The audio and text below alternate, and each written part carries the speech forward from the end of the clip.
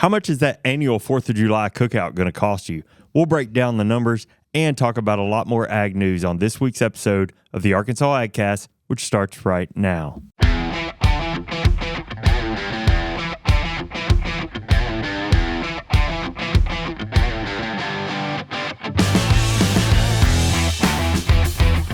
You're listening to the Arkansas AgCast, where we discuss the latest news, trends, and issues impacting Arkansas farmers and ranchers. Our show is brought to you by the Arkansas Farm Bureau Federation and hosted by Jason Brown and John Nickman. Hello, howdy. Hey, gents.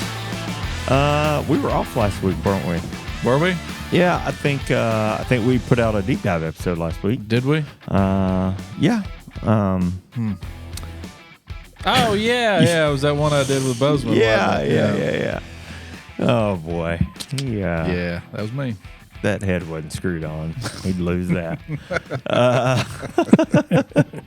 And this week we're recording a day early, but you won't know that because you'll hear this episode on Thursday. Well, you will now. You just told them. Well, that's true. Plus, I'm also going to wish my wife a happy wedding anniversary. Today's our 14th wedding anniversary. Congratulations. Since it's on Wednesday, I'll go ahead and take that opportunity. Yeah, nice. Good for you. Yeah. I didn't get that opportunity last week. You didn't?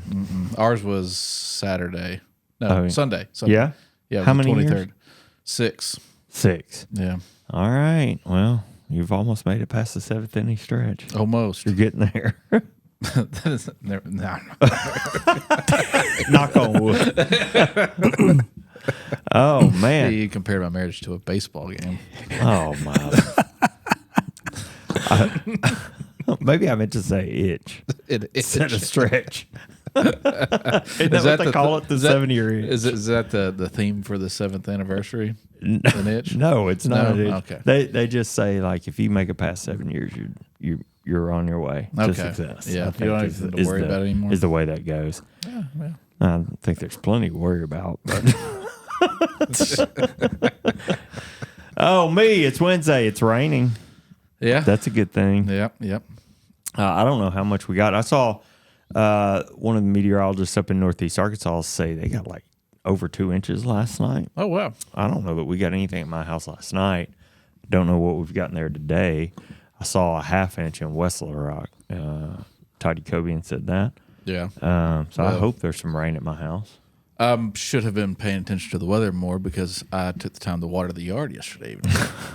Well, We got plenty today to. I think if you would have been looking at the weather yesterday, you would have said, well, we're not sure if we're going to get any rain on Wednesday. So Probably. Brian told me he was glad to see the rain so he didn't have to water the plants. Yes. Ditto. Very much so. I watered the plants yesterday, but yeah.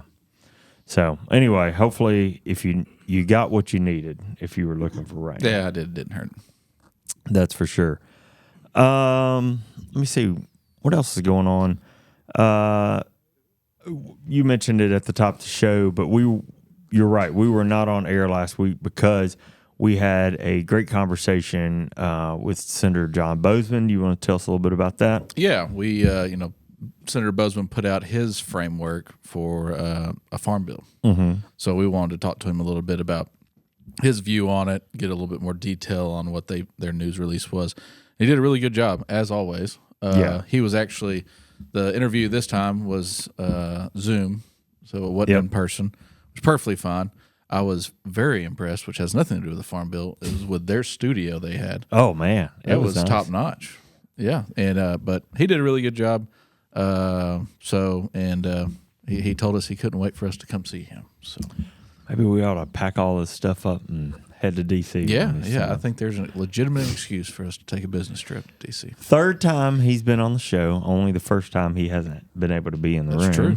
But man, are we glad that he took the time to talk to us. Yeah, that's a great thing about him in particular is sometimes he beats us to ask him to be on the show. Yeah, you know. Yeah. And when we do ask, he responds immediately. Yeah, you know, him or his office. So, thank you again, Senator Bozeman and your staff for working with us for sure. You know, to your point, we tried to let him off the hook when we reached out and asked him to come on the show. We said, "Hey, look, no, Senator Bozeman, you're very busy, so feel free to send one of the staff over to talk to us. Obviously, very capable roster of folks on his Absolutely. team who can do that.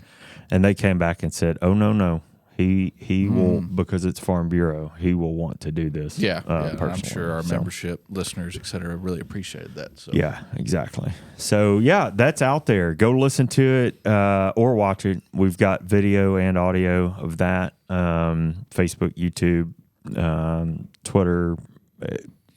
Apple Podcast, Spotify, wherever you want to find it, you can find it. I can assure you a that. very up close view of all this here, so you're in luck. Yeah, the view is a little different doing that remotely, but I think we pulled it off nicely. Yeah, I think it went well. Also, our farmers market for convention in Hot Springs this year, the application window for that is open. Okay. So it opened a week or two ago. We've been advertising on social media, et cetera. That window will close as of now, end of July. And we plan on announcing winners of those spaces. And when I say winners and why it's an application is because space is limited. Last year we had about 30 spaces for the farmers market. This year we have added 10 more. Oh, wow. So we had such success with it last year that we decided we could add more because we had so many people apply last year too. Yeah. So don't be scared to apply and think you may not get it. We do have more room this year, so the odds have increased substantially. And can't wait to – I mean, the selection of it's difficult. It really, really is. Yeah, 'cause there's I don't want to be in your speech. so many good vendors that deserve to be there, but because we have space so limited, we try to choose to give a diversified product offering in our farmers market, and it's not just limited to fruits and vegetables and food. Any value-added products or crafts or clothing or anything, as long as it's Arkansas made or grown, it qualifies. So, Yeah. and if you have any questions on how to apply for that, shoot me an email, john.mcmahon@arfb.com. Reach out to your county office or call here at the building and ask for me. They'll say, "Who's that?" Yeah. What? And if space is running limited, you can give them your spot, right? Yes. Your- Yeah. your, You can have my VIP spot. You got the best seat. Your easy bake oven specialties. Hey, we're going to talk about that, actually. Hey, I don't want to put you on the spot, but Please don't. I had this thought. Well, too bad. I had this thought this morning. Something came up yesterday in a meeting I was in about fresh fruits and vegetables and things like that. And you're talking about farmers market, obviously for December. That's correct. November, I guess. Yep. Later this year. Not a traditional time for farmers market. Sure. But my question was, if we packed up and went to the farmers market this weekend, Yes. a farmers market wherever, in our town, what might we find? And I'll tell you why I bring this up. My mother-in-law brought us some corn from a farm stand, and we had it last night for dinner. Very sweet, very delicious. My kiddo ate 2 Had to be fresh then. ears. Well, so this is brought up. This is the question. Did somebody buy that off of a truck and just take it to a farm stand, or do we think what? The point I'm trying to get to is, if we go to a farmer's market, what might we expect to find that's fresh right now? With your concern, I'll answer that first. Okay. Some farmer, or not all farmers markets, are managed the same, and that's for different reasons. Whether it's because it's organized by a church or the city or a volunteer group, or some farmers markets. I'll pick on Northwest Arkansas, Fayetteville, Rogers, Bentonville, Springdale have very big, large, very well managed operations of farmers markets, but they're funded very well through maybe a city or a different program. Okay. Other smaller towns may not have that opportunity. So the point I bring up is those bigger ones have a lot of rules, stipulations on how what those vendors are offering, and they may vet those vendors. Okay. Now, in a smaller community or a farmers market that doesn't have the funding, they just want people to come and sell. They're not really concerned of where that produce or product's coming from. Yeah. Okay. So some may say if you were the seller of that product, you also have to be the grower or the producer of it. But in other situations, it's not. Yes, you do have roadside people or people at farmers markets that are selling corn, for example, that have gone to a U-pick operation, or in some cases, bad actors will go to Walmart and buy a giant amount of tomatoes and sell them on the road. Yeah. And say they're locally grown or whatever. That happens. But that aside, what you will find at a farmer's market is almost about anything right now, probably other than strawberries. Strawberries are kind of past due. Gone, yeah. Sweet corn should be or is coming off. And since you said that it was still sweet, that means it was very fresh. Oh, nice. Yeah. The weird thing about corn is that as soon as it picked, that sugar content starts to fall dramatically. And I made this error a few years ago. I got a big 50-pound bag of sweet corn from a friend that no telling how long they had it. And then I brought it up here to the office and handed it out. Yeah. And then I cooked it that weekend, and there was nothing sweet about that corn anymore. Me, the specialty crops division director and the local foods guru here, I was very embarrassed by that. Well, I'll tell you the mistake I made when we were talking about mistakes. She brought it to us in a grocery bag, you know? Yep. Well, we just put it on the counter, kind of left it there, you know? Well, when I went to pull it out to cook it, it was sweating pretty good. Yeah, it wasn't. You know, even though it was in the house, in the in the air conditioner, whatever. And I don't know if it would have been good another day or two. You know what I mean. So I think the lesson I learned is if you bring that stuff home in a plastic bag, take it out, put it on the counter, and let if it. You're breathe, not going to eat it immediately or that day or within a day or two, freeze it. Freeze it. Okay, and it'll stay sweet. Oh yeah. But other things you'll find at farmers markets, pretty much tomatoes should be about close to coming off. Peppers, cucumbers, the big one, squash, watermelon's not too far away. Okay, that's what I was wondering. What else? Peaches should be coming off or pretty close to it. Yeah. Depending on where you are in the state, we had some freezes across the northern part of the state that didn't wipe out peaches, but really cut back on yield, not compared to the year before. But I think you'll find a lot of peaches in southwest Arkansas, more so than north central. Okay. They'll be there, but just not in abundance. Yeah. I read this week that the blackberry harvest was early, is early. Yeah, it's not past us. And then Justin on our team the blueberries. Published an article, a video, has putting a video out, has put out video out about a U-pick operation. It's got blueberries, I believe blackberries and strawberries. Yeah, if you've some other berry. If you've never been to like a blackberry or blueberry U-pick operation and you want to do something with the kids or the family, perfect opportunity. Yeah. Just make sure you go like before 9 o'clock in the morning. Yeah. Because it's going to be hot. Yeah. But that's a lot of fun. Be careful how much you eat while you're picking because it will upset your stomach. Good pro tip. Yeah. Well, good. All right. So there you go. If you're out shopping at a farmer's market this weekend, hopefully you can. And I think it's okay to ask, hey, did you grow this? Yeah. Do you think that's okay? I mean, yes, you should ask that. Yeah. I'm going to be real honest about that. Okay. But I mean, if you hurt somebody's feelings, then that's on you. So, but it's out there. Like and you might be okay with buying it anyway. Yeah. I mean, right? But I'm just saying, like, I think you should feel free to ask, hey, did you grow this? Yeah. And, also you're probably going to, it's a growing part of farmers markets. You're going to find some beef and poultry and pork out there too in freezers. Absolutely. And I highly recommend you buying some of that. Might be a little bit more expensive, but it's worth every penny. Amen. And that's the truth. That product has touched less hands than what you're buying at the grocery store. Yeah. It has gone through less travel, less whatever. Yeah. So that's right. You get what I'm trying to say. Well, speaking of farmers markets, I think Jonesboro has a pretty big farmers market up there. It's fairly new too. Yeah. The structure, yeah. And you should check it out if you are joining us for Officers and Leaders. Yes. They're July 25th and 26th. Again, that will be in Jonesboro. We'll be at the Red Wolf Convention Center, the Embassy Suites there on campus, July 25th and 26th. If you want to attend, you can get with Jeff McClure here in the state office, or you can go through your county office there. And then directly following Officers and Leaders will be the Women's Leadership Conference while we're up there. That's correct. Good time to come fellowship, catch up with old friends, make some new friends.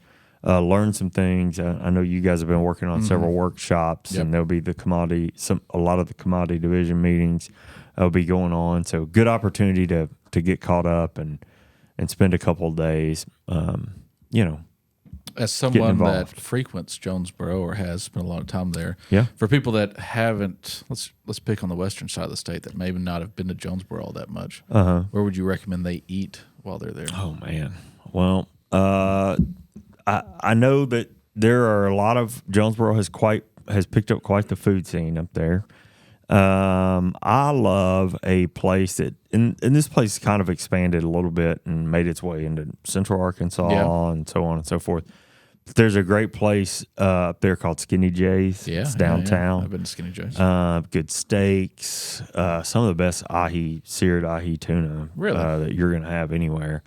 Things like that. If you want a good steak, but maybe something a little bit more upscale, a place called the 501 or Omar's. Both are the same. One's uptown, one's downtown, one's kind of out a little bit.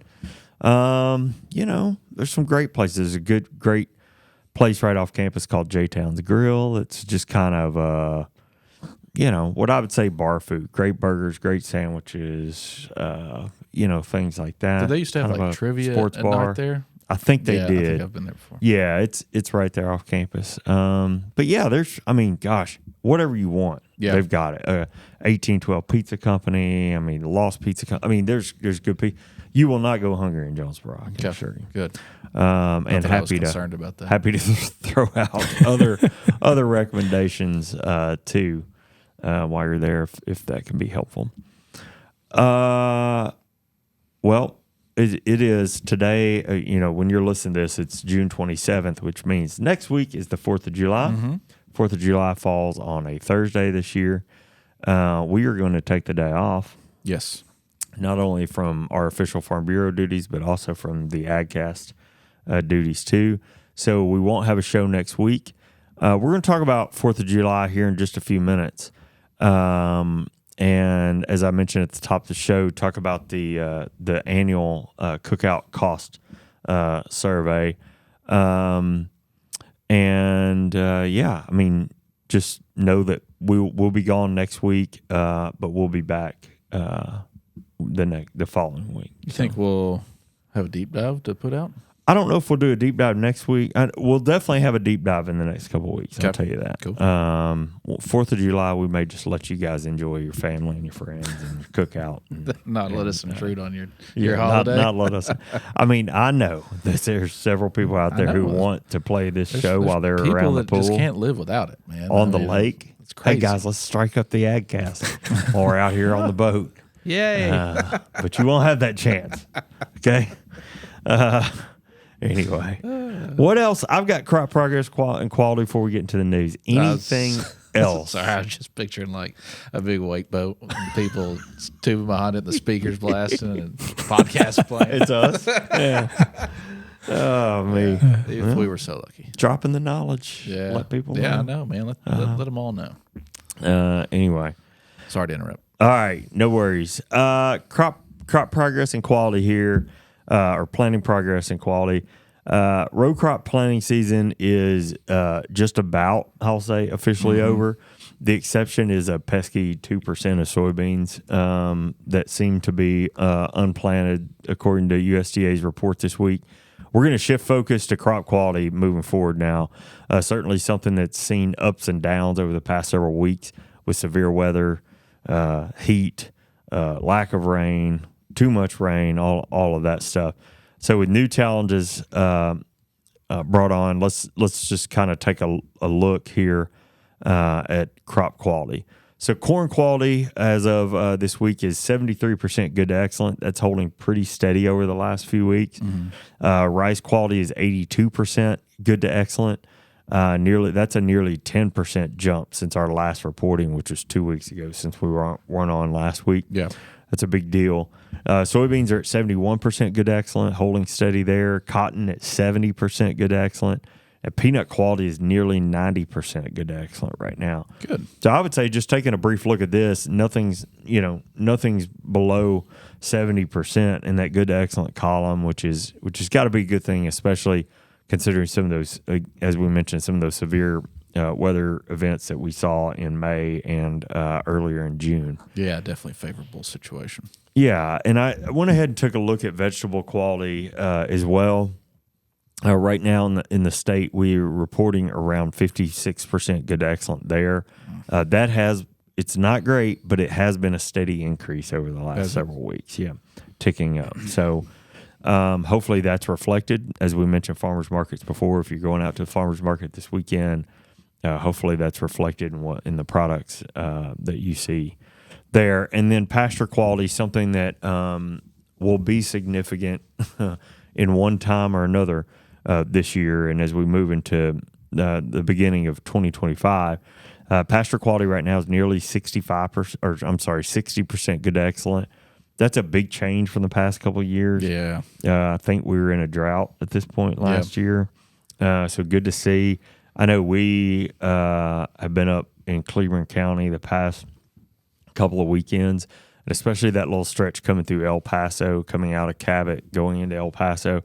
I mean, there's just hay everywhere, baled up. And so it looks like the hay crop has been fairly plentiful. Yeah, up until this rain we got this morning, it started to feel like we were about on our way. Feeling iffy. Yeah. Not to say we're not going to get that way, but it kind of felt like it was going that direction. Yeah. Well, what about the news? Let's do it. Okay. Well, I'm going international. Oh, yeah. Watch out. Yeah. We're going to go talk about some stuff developing in the EU, specifically Denmark. Okay. So we all know that carbon dioxide and carbon emissions has been an issue environmentally, right? Mm-hmm, mm-hmm. So it was announced Monday that Denmark is set to introduce the world's first carbon emissions tax of 672 krone, or $96 per head of livestock, that will go into effect in 2030. Oh, goodness. Denmark, who is a major dairy and pork exporter within the EU, plans to reinvest the money into measures such as reforestation and establishing wetlands to help the country meet its climate goals. This comes after a recent farmer-held protest moved across Europe, where tractors blocked roads, and the European Parliament was also pelted with eggs over complaints about environmental regulation and excess red tape in agriculture. According to I'm going to unfortunately butcher a lot of these names. Oh, I think you got it. According to Torsten Hosforth? Yes, perfect. Is that how you pronounce that? Uh-huh. The whole purpose of the tax is to get the sector to look for solutions to reduce emissions. Was the point. However, Peter Kjær, let's just go with that. Chairman of a Danish farmers group, who I refuse to try to even butcher the name of this organization, so I'm going to leave it out. Was quoted saying, "We believe that the agreement is pure bureaucracy. We recognize that there is a climate problem, but we do not believe that this agreement will solve problems because it will put a spoke in the wheel of agriculture's green investments." There's a lot of information out here on this and how this tax breaks out. I didn't want to get into a whole lot of detail with this. I just wanted to point out mainly the fact that nobody else has gone this far with trying to combat carbon emissions in the world. There have been other countries such as like New Zealand that tried to do this with sheep and cattle, I believe, as well, and it got shot down. But I also read that there is, I wouldn't say concern, but there is sentiment out there that this may be something that continues to grow across the globe, and other countries may follow suit. And this is also some sort of way tagged within the EU. Their biggest concern, or Denmark's biggest concern, the lawmakers there really wanted to make sure that this wasn't just centralized in Denmark, but it was also going to potentially be recognized or also done within the European Union. Across that union. Yeah. So, those conversations are being held here in our country as well. Oh, so I would imagine this is something to look at or pay attention to. Yeah. Okay. Well, good one. Like I said, we talked about 4th of July earlier and mentioned that annual Cookout Cost Survey from American Farm Bureau. Let's take a closer look at what you should expect to pay for your cookout next week. Number one, are you guys going to cook out? Sorry. Yeah, I just more took than them likely. small. Yeah. Yeah. All right. Yep. Brian, do you do much grilling, cooking outside? Not at the moment. No, Not at the moment. we do Too hot. indoor cooking. Yeah. So Yeah. yeah. You're smart. I cooked chicken last night, and I wish I wouldn't have. It was very hot by the grill. All right, sorry. Let me get back on track. For the survey, American Farm Bureau survey, volunteers from across the country contributed to the July Market Basket survey to determine the average cost of summer cookout staples. Now, the survey pulls prices for a complete homemade cookout, and here's what's on the menu for a party of 10. Ready? Cheeseburgers, chicken breasts, pork chops, potato chips, pork and beans, fresh strawberries, homemade potato salad. Do you need a minute? They just making me hungry, man. Fresh squeezed lemonade, chocolate chip cookies, and ice cream. Ooh, a bowl of chocolate chip cookies and ice cream. They're generous with the protein. I usually pick a protein or two. Yeah, I would say you'd probably see cheeseburgers and hot dogs, pork chops. Yeah. That's pretty. That's a nice party. I'd like to be there. Yeah, that's okay. All right, so let's look at the big ticket items first. Meat will be the biggest dent will put the biggest dent in your grocery budget, okay? Ground beef, pork chops, and chicken breasts account for 50% of the total cookout cost with this menu. Probably not a surprise to many of us. Some of that increase is also a result of changes in the pork and beef industries. For instance, ground beef cost is up more than 10%, in some part due to the fact that cattle inventory is the lowest we've seen in more than 70 years, and beef in cold storage is setting record lows, something we've reported on a few times. Also, California's Prop 12 bans in-state meat sales from animals whose production didn't meet California's animal welfare standards, regardless of where they were raised. Yep.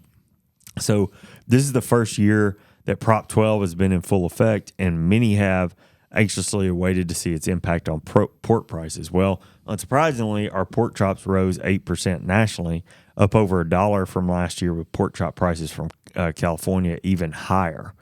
Okay, so now you look at the cost of chicken breasts. That actually went down this year, decreasing 4% from last year's cookout survey and down 13% from the record high price it set in 2022. Yeah. So good news on the white meat protein there. Looking at the sides, buns are up 7%, cheese is up 1%, and ice cream is up 7%. Slow to negative milk production growth in recent months being the driver for the increased dairy prices there. The other price decrease we saw, remember chicken was the first that we mentioned, was potato salad, down 4% from last year. Likely balanced by higher egg prices, but lower than normal potato prices. Potatoes are down 17% over last year. That's the biggest single price drop on the table here. Potatoes. Yeah. Continuing with sides, pork and beans are up 2% from 2023, but are still down from 2022. Chocolate chip cookies are up 2%. That's just a sin.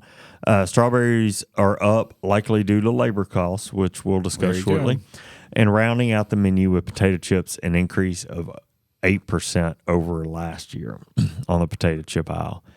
Now, depending on where you live, your grocery prices may differ from the national averages. In the majority of the country, you will still pay less than $7 per person. Southerners will spend an average of $68.33 on the whole meal.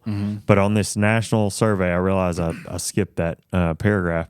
On the national scale, American Farm Bureau estimates that the average cost to put on this cookout on the food cost is $70, or around $70, or give or take. So this is the first year that the 4th of July cookout has surpassed $7 per person. And even though that's a record setting, American Farm Bureau says it is pacing with inflation pretty directly. Well, the two things I wanted to comment on. It kind of seems like things that have a little bit more production in them, like the strawberries, labor, but also like chocolate chip cookies, right? So a little bit more processing involved in some of those things could be contributed to labor costs. Yeah, absolutely. Yeah. The second thing is I noticed with American Farm Bureau's social media posts they put out you saw in 20. So this is 2024 numbers, right? So yep. They put out 3 years, 24, 22, and 23, 22. Yeah, miss a year there. 22 was lower than all three of them. It was the lowest, wasn't it? I'm pulling it up now. So 22 was higher. Yeah. So respectively, 24 is the highest, then 22, then 23. So we saw a little dip last year. Okay.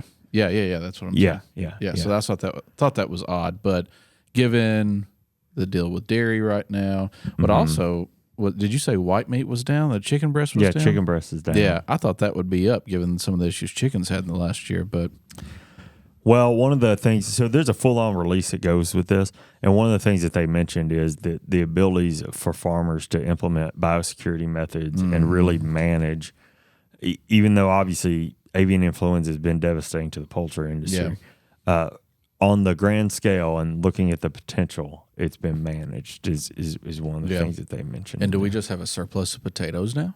Yeah, maybe so. Interesting. I mean, there's a lot more background information in the press release and in the information on American Farm Bureau's website. If you want to know questions like what's happening with potatoes, you can certainly find that out. There's some background on the wheat prices too. Yeah, buns were up. But obviously we didn't want to make an entire show about 4th of July cookout. So I was trying. But more information out there. Cut that off if you need it. All right, let's take a little break from the news. Your Arkansas Farm Bureau membership supports the work we do on behalf of Arkansas farmers, ranchers, and communities around the state. A $40 annual Farm Bureau membership makes a difference in your neighborhood. From youth leadership programs and academic scholarships to hunger relief and disaster support, you can make a difference and be a champion for your community. Join at arfb.com. I think we all know by now that farming isn't easy physically or financially, right? That's right. So this year hasn't been any different. And I know Jason has brought up this Purdue University CME Group Ag Economy Barometer before here on the show, which that barometer actually measures farmers' current and future sentiment about the industry. Well, the May reading of the report, or the May report, saw some improvement in farmer sentiment, which was 9 points higher than April. Within that, future expectations was the largest increase, up 11 points, while current conditions rose just 6 points. So we've got a little bit more optimism towards the future than we do in our current situation, or current year, I should say. Yeah. According to the press release, strengthening crop prices was a factor of increasing sentiment for the May report. Good corn and soybean planting progress was also seen during the time where the planting pace reported by USDA matched the 5-year average. It should be noted that the May survey was conducted from May 13th through the 17th. However good that sounds, the index is still 15 points lower than at the end of last year, which indicates that producers continue to expect this year to be a difficult year financially. Yeah. Which is probably no surprise if you've been listening to this show. As far as on-farm capital investments, I thought this was pretty interesting, kind of what I'll get to at the end. The index for this particular category was a little higher, but only 4 points higher than its all-time low. Wow. So not something to really laugh at, but yeah. So more or less, more than 75% of the respondents felt that it's still a bad time to make a large investment for the farm. Interest rates and high machinery prices in new construction were the main reasons for this response. However, more optimistic respondents cited high inventories of machinery at dealerships being an opportunity, which I kind of get, but still, man, everything's so expensive. I did read, I think we talked about it in past episodes, that there were some dealers that were having a massive inventory of equipment and were cutting down interest rates and financing rates and even prices to try to get that equipment moved. Yeah. But, you have to be in a particular favorable financial situation right now to be able to go out and buy equipment. Eat that interest rate. Yeah. Or even, money's got to go somewhere else at the moment. Yeah. Everybody's situation, operation is different, but I don't know. That was only about 12 20% of respondents said that it was an opportunity to invest in something for the farm. But yeah, I talked to somebody last week who operates an equipment dealership, and it was staggering how much equipment they have on the lot right now. I drove by a few over the past few weekends, and there's more on the lot than there was when I used to work there. Yeah. So interesting. Yeah. All right. Well, we've got some news as we start to wrap up the show. We've got some news on the export status of U.S. agriculture. This is news that you likely heard Senator Bozeman reference, I believe, on our deep dive episode last week. If you're interested to, if you've listened to our show at all this year, rather, you've heard us report on this a few times. That said, the American Farm Bureau has released some updated data, and we wanted to bring that here today. As you may know, after decades of dominance for the U.S. agricultural trade surpluses, ag trade deficits over the past 2 years, and now projections for a deepening deficit have caused concerns. To recap, USDA's Economic Research Service estimates that there will be a record $32 billion agricultural trade deficit this fiscal year, October 23 through September 24. Okay, this fiscal year 2024 deficit follows the current record deficit of $16.7 billion set in fiscal year 23, and would be only the fourth agricultural trade deficit in the last 50 years. Now, like we discussed last month when John reported on this story, consumers have become used to eating fresh fruits and vegetables year-round, which is much of which would be impossible without imports from our southern trading partners. Yep. As those imports go up, that deficit has the opportunity to manifest, I guess. Correct. We've also got that. We've also gotten used to having that daily cup of coffee. I don't know the last time you saw a coffee tree in the backyard's U.S. littered with them. So that's a tropical import that we don't grow here in the continental U.S. So you start to see maybe some reasons here that this deficit has been realized. Yeah. Now let's talk here. The category with the largest trade deficit is horticultural products, predominantly made up of specialty crops, including fresh fruits and vegetables. Yep. Again, news you covered on the May 30th episode of the AgCast. Those specialty crops account for nearly half of all imports by value, having increased by, get this, $22 billion or 31% since fiscal year 2020. Wow. Imports of fruits and vegetables, I'll say that again, has increased by 31% since 2020. According to AFBF's economists, the rise in specialty crops imports reflects a thriving U.S. economy. As real income per capita increases, consumers are demanding more fresh fruits and vegetables. This also reflects the strong U.S. dollar and a focus on healthy diets. Yeah. Okay. However, those rising specialty crops imports aren't only about seasonality. In fact, U.S. fresh fruit and vegetable production is declining due to a multitude of factors, including land loss due to urban encroachment, diseases such as citrus greening. By the way, one of the things I didn't cover in that food cost survey is that lemons are up big time. Oh, yeah. Because lemonade was on the table. They're up big time because of citrus greening. See where avocados haven't been coming across the border? I didn't see that. Yeah, there's been an attack on inspectors Oh, wow. at the border. Huh. Yeah, so if you hadn't seen avocados in the grocery store, that's why. Oh my goodness! So citrus greening, and probably most importantly, the reason that U.S. fresh fruit and vegetable production is declining: a lack of affordable and available farm labor. Yes. Does this sound familiar to our listeners? We talk about labor a lot on this show. Should sound familiar. Production of many fresh fruits and vegetables is extremely labor intensive. You've already talked about it today. For U.S. ag production broadly, labor accounts for about 10% of the expenses. That's 10%. Not, get this, for fruit and vegetable production. So we talked about, just then, I just want to recap. Ag production broadly is 10%. Yes. Labor cost. For fresh fruit and vegetable production, labor costs account for more than 38% in fruit and nearly 30% of input costs in vegetables. I believe it.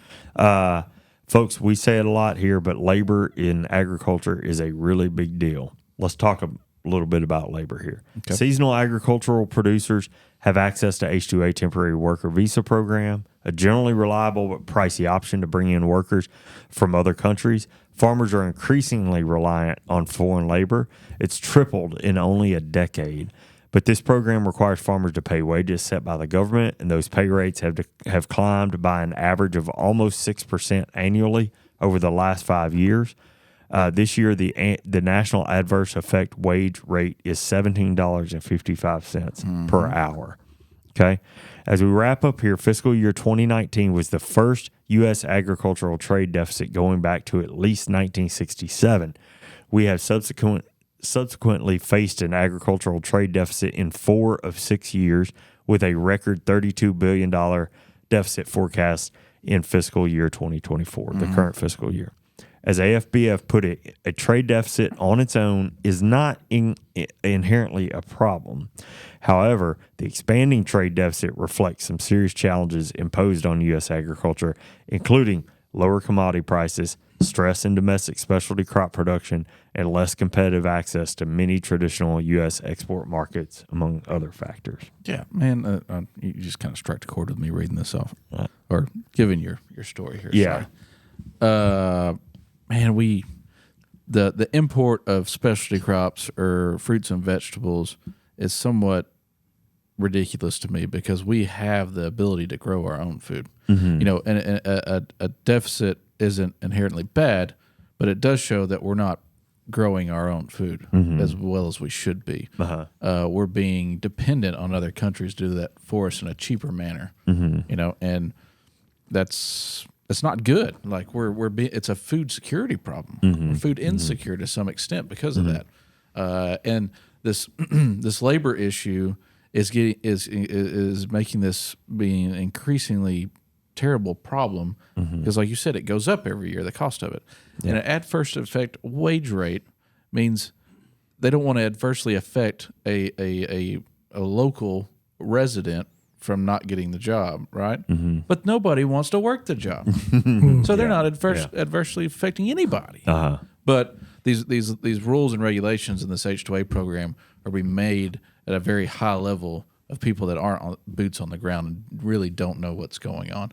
But I will say that the legislature and people within Congress and Senate on a federal level or national level have been making steps in the right direction to try to fix this issue. Well aware of that. Yes. Crawford being a congressman here in the state of Arkansas, being a co-chair of that agricultural working labor group in the House Ag Committee with the congressman in North Carolina, Davis, I believe.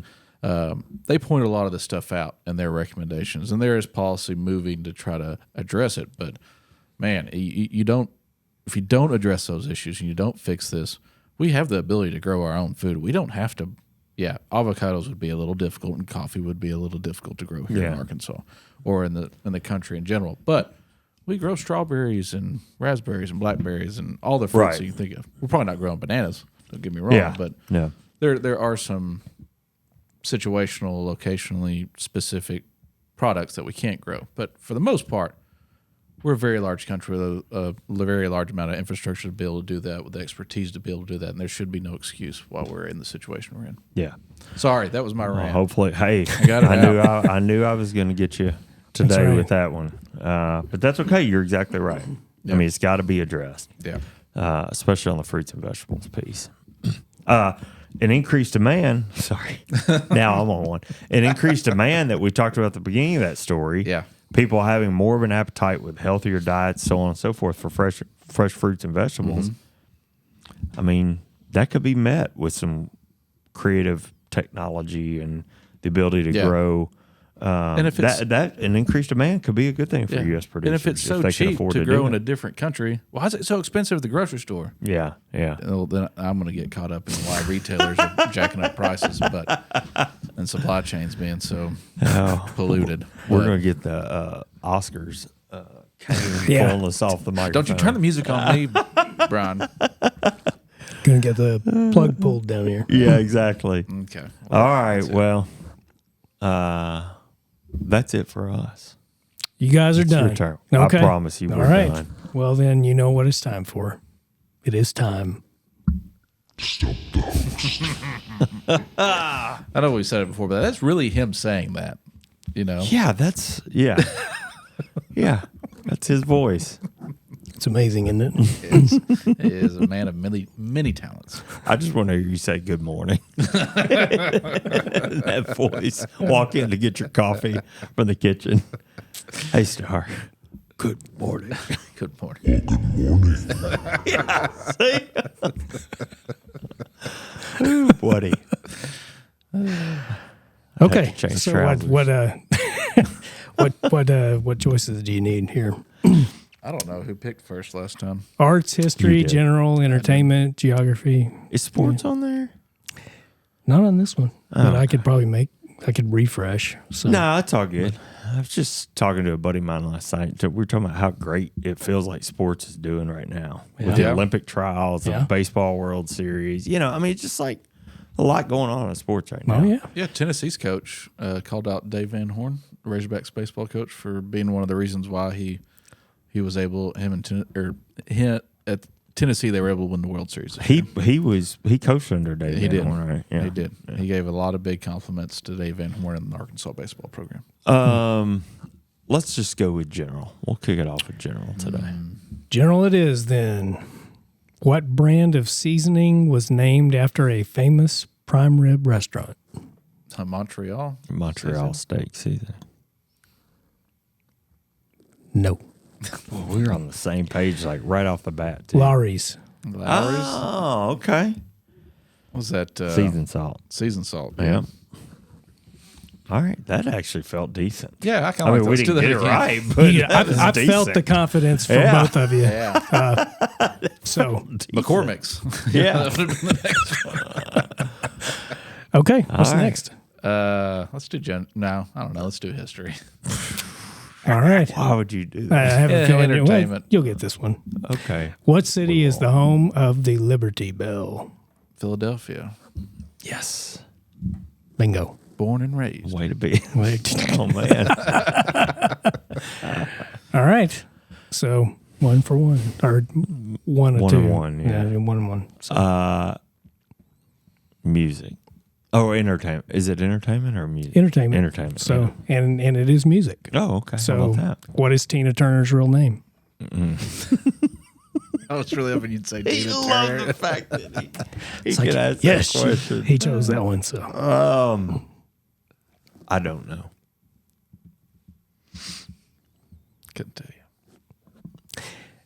Anime Bullock. Anime Bullock. Okay. Yep. No, I was way off. Yeah. All right. I'm going to see if you guys can tie or if you're going to go out. Just Okay. You're 1 or picking the 4. category? Yeah. Okay. Geography. Oh, Jesus. So water features. Which is colder, the North or South Pole? South Pole. I'm You got it. The 99% South Pole. confident on that. Yeah. The South Pole. Yeah. There you go. 50-50. So you got to How about it? you got to go out on a positive note. I like there. that. How about that? It's been a while. Yeah. Good Feels job. like a participation trophy. Yeah. Warms the cockles of the heart. Yeah, it does. All right. Well, look, that wraps up the news for this week. Thanks for following along with the Arkansas AgCast. We're grateful for you taking the time to watch and listen. Remember, you can catch new episodes of the show every Thursday afternoon. Find video episodes on Facebook and YouTube. Listen to the audio version wherever you listen to podcasts. And make sure to subscribe and leave us a review when you have a few extra minutes. The Arkansas AgCast is brought to you by the Arkansas Farm Bureau. I'm Jason Brown, And I'm John McMinn. and we'll see you next week.